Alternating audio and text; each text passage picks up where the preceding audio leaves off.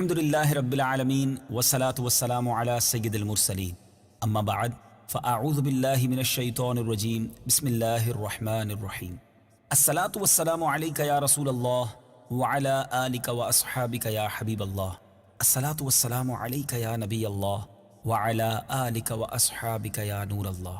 میٹھے میٹھے اسلامی بھائیوں اور مدنی چینل کے ناظرین، مدنی چینل کا سلسلہ ہے ایک قصہ ہے قرآن سے۔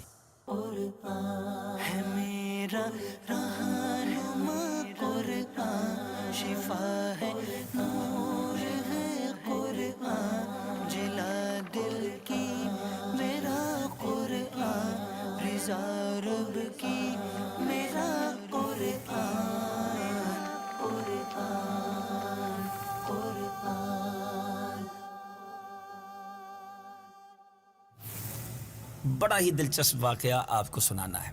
ویسے تو آپ نے کئی مچھلیوں کے بارے میں سنا ہوگا، خطرناک مچھلیوں کے بارے میں بھی سنا ہوگا کہ بعض مچھلیاں ایسی ہوتی ہیں جو انسانوں تک کو کھا جاتی ہیں، مگر آج ایک بڑی ہی عجیب و غریب مچھلی کی بات کرنی ہے کہ جس کے پیٹ میں ایک بڑے عظیم انسان، جی ہاں اللہ کے نبی حضرت یونس علیہ السلام رہے، مگر اس کے بعد زندہ سلامت اس مچھلی کے پیٹ سے باہر آئے۔ جی ہاں، آج جو واقعہ سننا ہے اس کا نام ہے حضرت یونس علیہ السلام مچھلی کے پیٹ میں۔ یہ کب ہوا تھا، کیسے ہوا تھا، کس وجہ سے ہوا تھا، آئیے سنتے ہیں۔ حضرت یونس علیہ السلام کو اللہ تبارک و تعالیٰ نے شہر نینوا کے باشندوں کی ہدایت کے لیے رسول بنا کر بھیجا تھا۔ یہ موصل کا علاقہ ایک بڑا شہر تھا، یہاں کے لوگ بت پرستی کرتے تھے اور کفر و شرک میں مبتلا تھے۔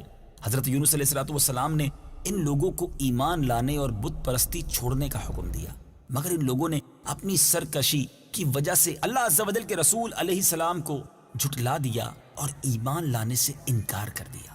حضرت یونس علیہ السلام نے انہیں خبر دی کہ تم لوگوں پر ان قریب عذاب آنے والا ہے۔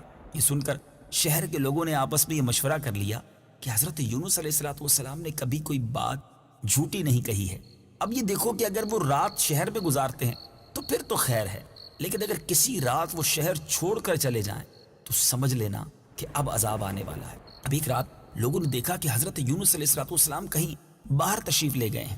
صبح ہوتے ہی عذاب کے آثار بھی نمودار ہونے لگے، چاروں طرف سے کالی بدلیاں نمودار ہوئیں، ہر طرف سے دھواں اٹھ کر شہر پر چھا گیا۔ یہ منظر دیکھ کر شہر کے باشندوں کو یقین ہو گیا کہ اب عذاب آنے ہی والا ہے۔ اب ان لوگوں نے حضرت یونس علیہ السلام کو تلاش کرنا شروع کیا، بڑی جستجو کی، مگر دور دور تک حضرت یونس علیہ السلام کہیں نظر نہ آئے۔ اب شہر والوں کو اور زیادہ خطرہ اور اندیشہ ہو گیا، چنانچہ شہر کے تمام لوگ خوف خداوندی عز و جل سے ڈر کر کانپ اٹھے اور سب کے سب اپنے عورتوں، بچوں بلکہ مویشیوں کو ساتھ لے کر پھٹے پرانے کپڑے پہن کر روتے ہوئے جنگل میں نکل گئے اور رو رو کر صدق کے دل سے حضرت یونس علیہ السلام پر ایمان لانے کا اقرار اور اعلان کرنے لگے۔ شوہر بیوی سے اور مائیں بچوں سے الگ ہو کر سب کے سب استغفار میں مشغول ہو گئے اور دربار باری میں گر گڑا کر گریہ وزاری شروع کر دی۔ جو مظالم آپس میں کیے تھے وہ بھی ایک دوسرے سے معافی تلافی کرنے لگے، غرض سچی توبہ کر کے اللہ تبارک و تعالیٰ سے یہ عہد کیا کہ حضرت یونس علیہ السلام جو خدا کا پیغام لائے ہیں ہم اس پر صدق کے دل سے ایمان لائے۔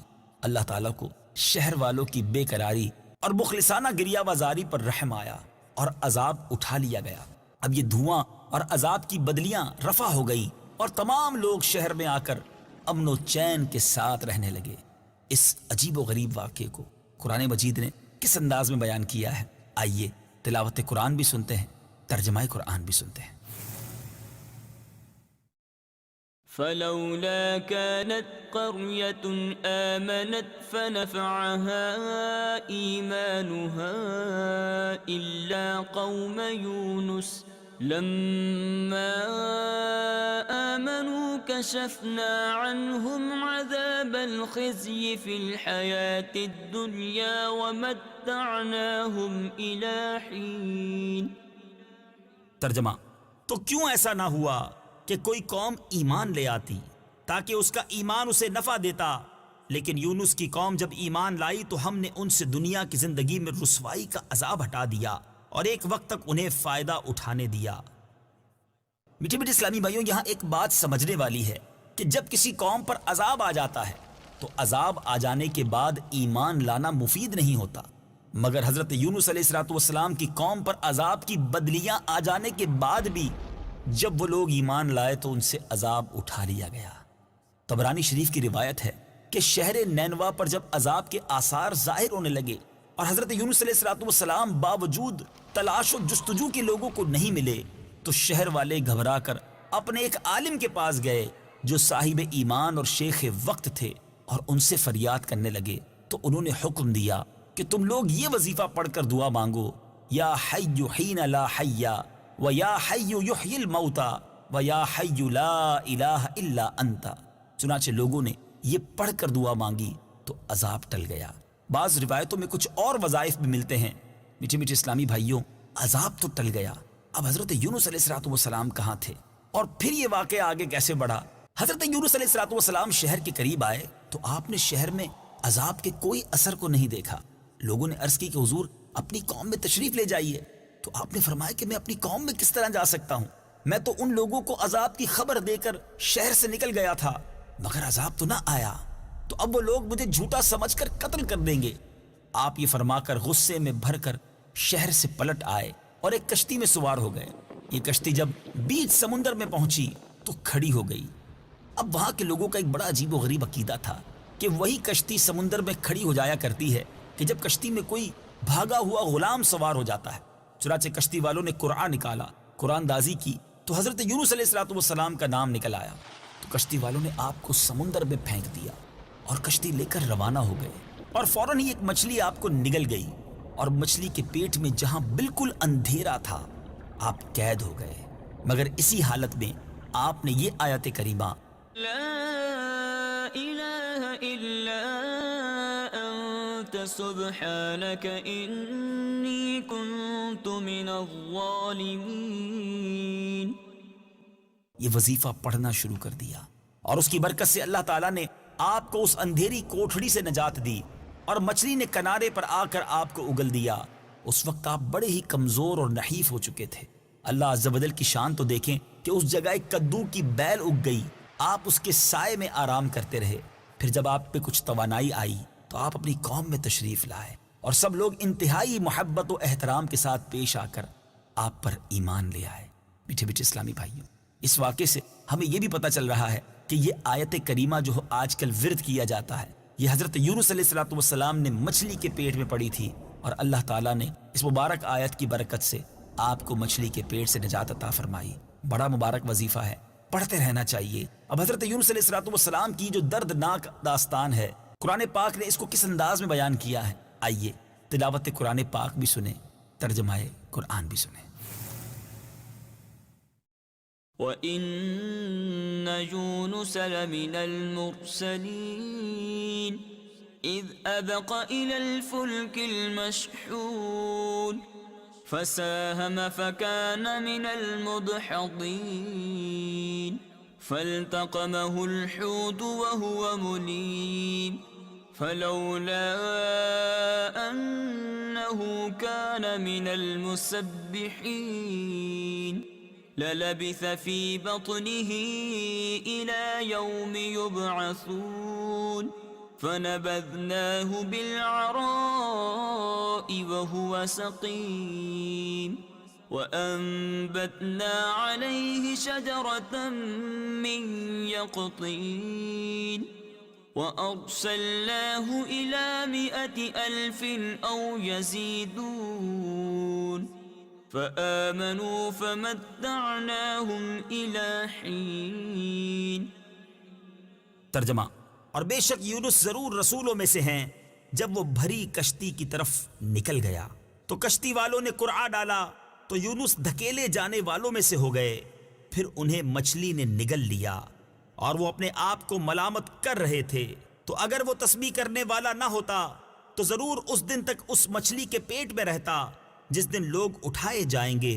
پھر ہم نے اسے میدان میں ڈال دیا اور وہ بیمار تھا، اور ہم نے اس پر کدو کا پیڑ اگا دیا، اور ہم نے اسے 1,00,000 بلکہ زیادہ آدمیوں کی طرف بھیجا، تو وہ ایمان لے آئے تو ہم نے انہیں ایک وقت تک فائدہ اٹھانے دیا۔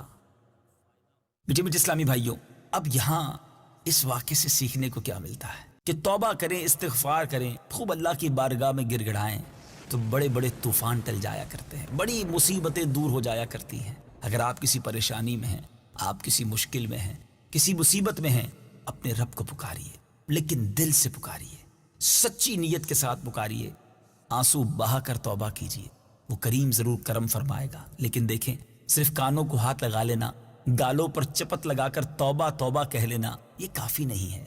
توبہ ندامت کا نام ہے، شرمندگی کا نام ہے، اور دل کے پکے ارادے کا نام ہے کہ اب گناہ کرنا بھی نہیں، جو کیا ہے اس سے سچی توبہ بھی کرنی ہے، آئندہ زندگی اس غلطی سے باز رہنا ہے، ضرور کرم ہوگا۔ دوسری بات جو اس واقعے سے سیکھنے کو مل رہی ہے کہ اللہ تبارک و تعالیٰ اپنے نیک بندوں کو، یہاں تک کہ نبیوں کو، کیسی کیسی آزمائشوں میں، امتحانوں میں مبتلا کرتا ہے، مگر یہ امتحان، یہ آزمائشیں گویا ان کے مراتب کو، ان کے درجوں کو بلند کرنے کے لیے ہوتی ہیں، اور پھر اس کے بعد جب ان امتحانوں میں وہ کامیاب ہوتے ہیں تو ذرا غور تو کیجئے پھر کیسے انعام و اکرام سے بھی نوازتا ہے۔ اب اگر آج مجھ پر اور آپ پر کوئی آزمائش آ جائے تو یہ غور کرنا چاہیے کہ ہماری تو کوئی حیثیت نہیں، اللہ کے نبیوں کو کیسے کیسے طوفانوں، مصیبتوں، پریشانیوں میں مبتلا کیا گیا اور وہ اس پر ثابت قدم رہے، اللہ کی وہاں بھی ثنا کرتے رہے، رب سے وہاں بھی مدد مانگتے رہے۔ تو ہم بھی اگر کسی مشکل میں ہیں تو صبر کا دامن نہ چھوڑیں، اور اگر یہ امتحان آیا ہے تو اس پر پورا اترنا ہے، شکوے شکایت کر کے صبر کا ثواب تو ضائع نہ کریں۔ شاعر لکھتے ہیں نا، زباں پر شکوے رنج و علم لایا نہیں کرتے، زباں پر شکوے رنج و علم لایا نہیں کرتے، نبی کے نام لیوا غم سے گھبرایا نہیں کرتے۔ ہمت میں رہیے، اللہ تبارک و تعالیٰ کی بارگاہ سے مدد مانگتے رہیے، انشاءاللہ یہ مشکل دور ہونی ہے، یہ وقت بھی گزر جائے گا۔ جی ہاں، آپ پر اور ہم پر پھر خوشحالی کے دن آئیں گے۔ اللہ تعالیٰ ہم سب کو صبر کا دامن تھامے رکھنے کی توفیق عطا فرمائے، فیضان قرآن کو خوب عام کرنے کی توفیق عطا فرمائے۔ دیکھیں نا، قرآن پاک میں کتنے خوبصورت واقعات بھی ہیں اور ہمارے لیے کتنے پیارے پیارے مدنی پھول بھی ہیں۔